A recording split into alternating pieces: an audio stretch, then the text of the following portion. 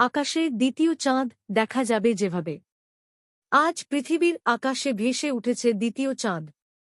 তবে চাঁদটি মূলত হল একটি ছোট গ্রহাণু। এটি পৃথিবীর মহাকর্ষণে ঘূর্ণায়নে ধরা পড়বে এবং এটি অস্থায়ী, যা মিনি মুন নামেও পরিচিত।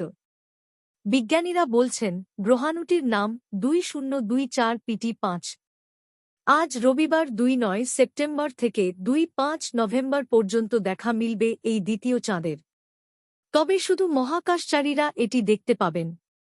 দূরবীন এবং সাধারণ মানুষের কাছে থাকা টেলিস্কোপ দিয়েও এটি দেখা যাবে না।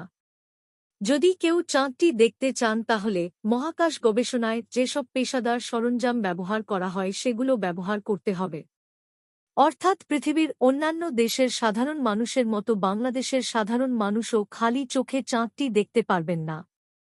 গত 7 আগস্ট নাসার